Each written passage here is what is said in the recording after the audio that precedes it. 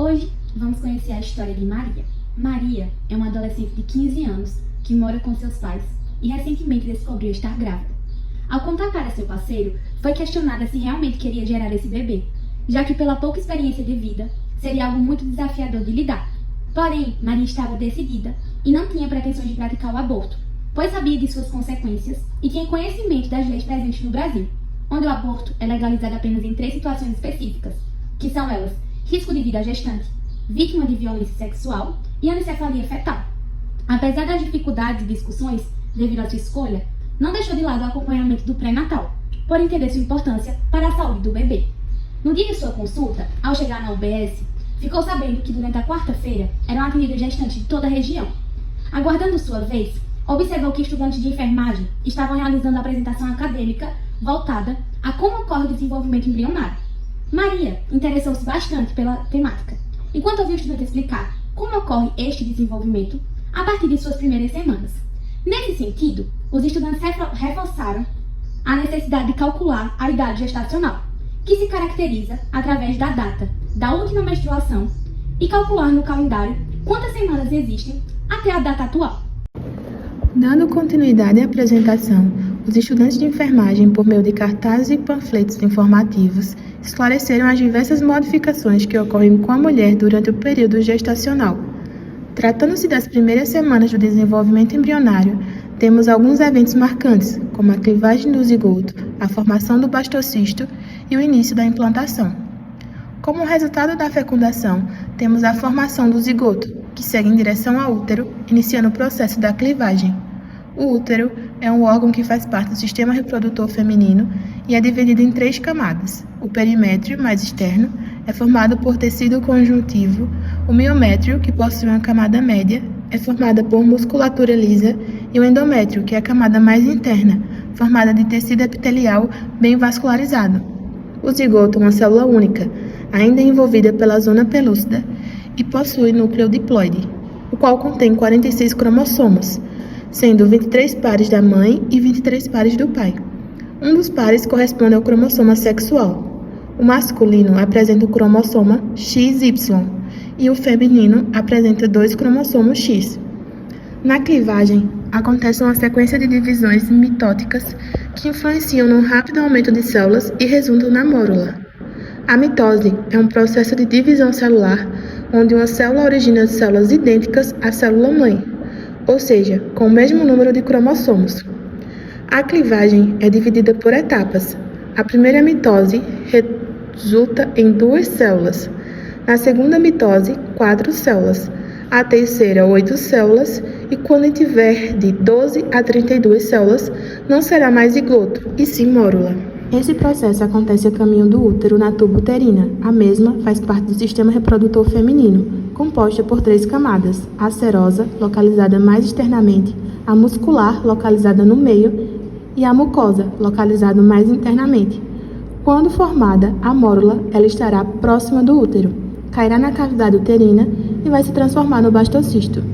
Dessa forma, um grupo de células forma um envoltório, trofoblasto, e outro grupo de células se concentra em polo, embrioblasto, deixando uma cavidade, o blastocele, onde fica armazenado o líquido. No final da primeira semana, o blastocisto vai se aderir na parede do útero, o endométrio, superficialmente, marcando assim o início da implantação. Os principais eventos que marcam a segunda semana do desenvolvimento embrionário são a diferenciação do trofoblasto, a diferenciação do embrioblasto e o término da implantação. O trofoblasto possui 2 camadas chamadas de sincício trofoblasto e citotrofoblasto. O sincício trofoblasto cresce e direciona o blastocisto para dentro do endométrio. Um fator importante é que essa camada de células é responsável pela produção do hormônio HCG, o hormônio da gonadotrofina coriônica humana. Com o passar das fases, o sincício trofoblasto aumenta e invade o endométrio, e, consequentemente, o blastocisto começa a implantar-se na parede do útero, onde o hormônio HCG irá aumentar gradativamente. O embrioblasto também se diferencia em 2 camadas, o epiblasto, superiormente, e o hipoblasto, inferiormente. Na camada superior, forma-se uma cavidade chamada de cavidade amniótica, a qual é revestida por células responsáveis pela produção do líquido amniótico. A junção do epiblasto e do hipoblasto forma um disco embrionário bilaminar, o qual é caracterizado por 2 lâminas de células. Para a formação do saco uterino primitivo, as células do hipoblasto proliferam-se e formam uma membrana a qual liga-se ao citotrofoblasto. Essa é a membrana exocelômica. A partir do surgimento dessa membrana, denomina-se o saco vitelino. Quando o blastocisto está totalmente implantado no endométrio, algumas lacunas começam a surgir. Com o crescimento do sincício trofobasto, que irá atingir os vasos sanguíneos da gestante, o embrião é nutrido pelo oxigênio e os nutrientes presentes no sangue. Dando continuidade às fases do desenvolvimento embrionário, a terceira semana é marcada por diversos eventos importantes: a gastrulação, formação da notocorda, neurulação e desenvolvimento do sistema cardiovascular primitivo. A gastrulação é o processo que estabelece as três camadas germinativas, a ectoderma, mesoderma e endoderma, dando origem ao disco germinativo trilaminar. As células presentes nessas camadas dão origem aos tecidos e órgãos do embrião. A notocorda é uma estrutura a qual definirá o eixo do embrião base para a formação do esqueleto axial, indicando o futuro local das vértebras. Sua formação ocorre na camada do mesoderma, com o surgimento de uma estrutura chamada de processo notocordal, abaixo do nó primitivo. A neurulação é o processo de formação do tubo neural. A ectoderma, acima da notocorda, ao se espessar, forma a placa neural. Ao se invaginar ao longo do eixo central, é formada uma depressão chamada sulco neural. E, consequentemente, as elevações ao lado dessa depressão formam as pregas neurais. Quando elas se fundem, surge o tubo neural, que posteriormente dá origem ao sistema nervoso central do embrião. Um fato importante é que o ácido fólico é encarregado de reduzir os riscos de deficiências no cérebro e na coluna vertebral, chamados deficiências do tubo neural. O desenvolvimento do sistema cardiovascular primitivo é composto por dois processos: a vasculogênese, onde há a formação de novos vasos pela união de células, e a angiogênese, onde há a ramificação dos vasos já formados. Após a apresentação dos alunos, Maria foi chamada para realizar seu atendimento pré-natal, de forma ética e compreensiva. A enfermeira Laura respeitou as decisões tomadas pela adolescente e se mostrou atenta ao ouvir suas inseguranças e medos do período gestacional devido à sua idade. A gravidez representa um momento marcante para a mulher, de diversas modificações fisiológicas, hormonais e psíquicas, que refletem diretamente em sua saúde mental.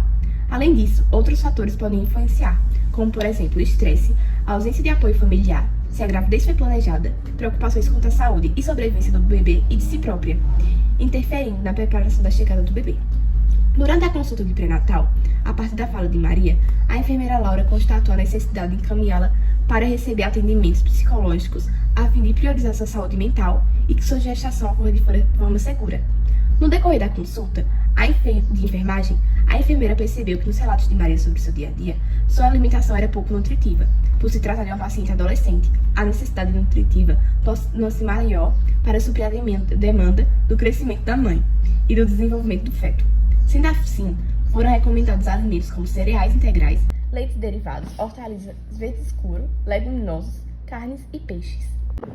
Foi indicado o uso do ácido fólico como suplemento, pois faz parte do complexo B, componente este que possui várias funções no organismo, principalmente na formação das células responsáveis pelo crescimento e desenvolvimento humano, sendo um elemento essencial a fim de reduzir o risco de deficiência nas primeiras semanas de gestação, visto que tem grande importância para a produção de proteínas estruturais e hemoglobina.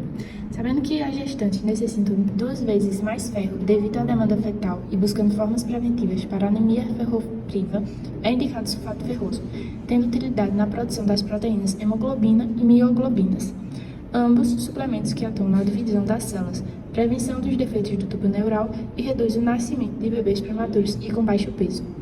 A enfermeira Laura também ajudou a paciente Maria a observar estruturas que passam por modificações durante todo o processo, como, por exemplo, alteração da postura, articulações e ligamentos da região pélvica que ficam mais frouxos e flexíveis, permitindo ganhar espaço para o aumento do útero e para a preparação para o parto. Ao final da consulta e a apresentação na UBS, Maria entendeu as etapas do desenvolvimento embrionário, desde a fecundação até a formação do zigoto e a constituição dos seus tecidos, ossos e órgãos durante a gestação e todas as modificações do seu corpo, envolvendo todos os aspectos físicos e emocionais. Além disso, compreendeu as necessidades nutritivas para sua gestação e a importância da suplementação de fármacos como o ácido fólico e o sulfato ferroso. A partir do conhecimento construído, Maria sentiu-se satisfeita com os cuidados de enfermagem através do pré-natal e está ansiosa para a próxima consulta.